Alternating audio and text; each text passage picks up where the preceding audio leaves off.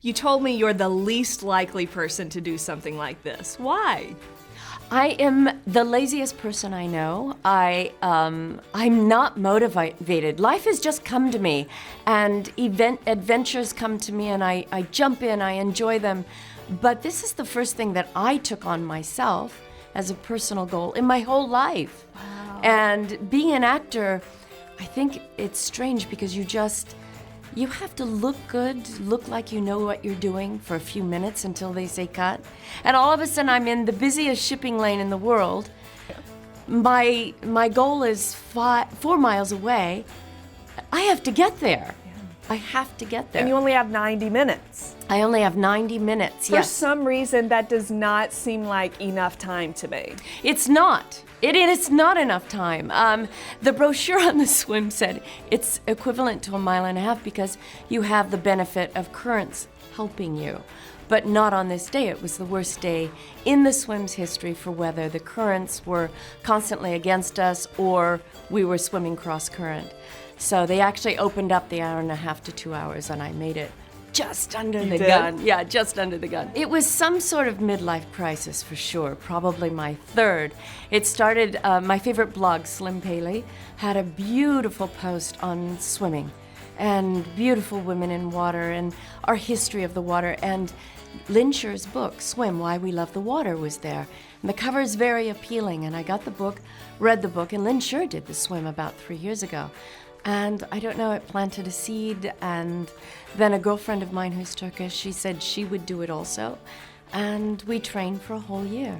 Talk to me about that training. How much swimming did you do? Where did you do it? How many hours and what went into it? I did. I swam pretty much for a whole year. In between, in January, I had back surgery, and the surgeon said, if you get in the pool right away, you won't need physical therapy. So that was another sign, I think, that I should be doing this swim. And so we trained for a year, mainly at the YMCA, me going back and forth, usually about 170-something lengths. What was John's reaction when you told him you were doing this? I don't think he paid attention. I don't think he paid any attention. He just thought, yeah, right, it's a year away, and he knew I was a swimmer anyway.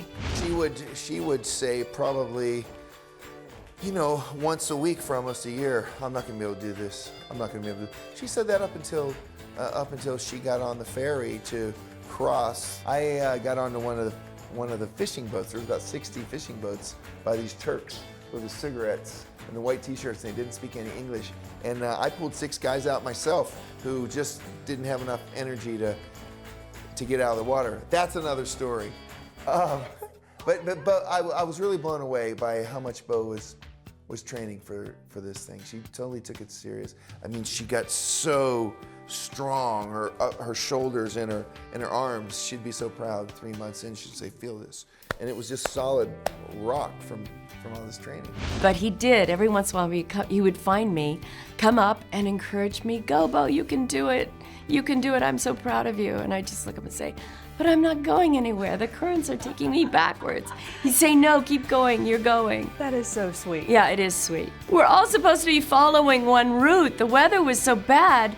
There were times I'd look up and I was alone in the busiest shipping lane in the world. Scary. And toward the end, the cargo ships were coming through behind me.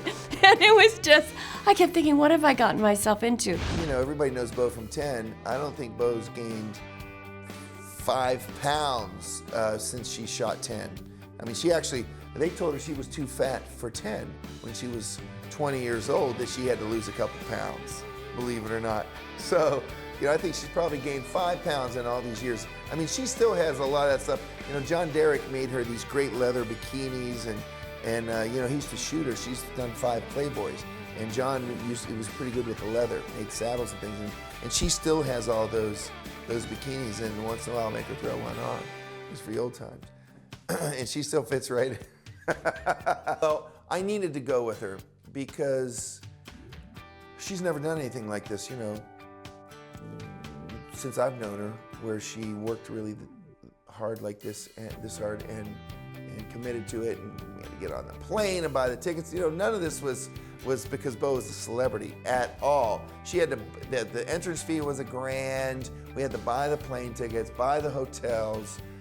Wasn't one of those celebrity things where somebody else was writing the checks. We were writing the checks. So I decided I'm gonna, no matter what happens in a year from now, I'm gonna make myself available to go with her to support her.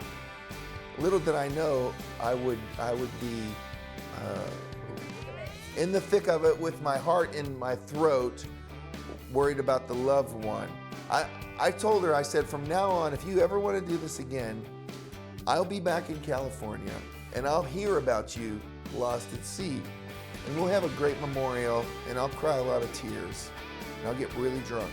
But I'll never stand on a Turkish fishing vessel and watch you get lost at sea ever again.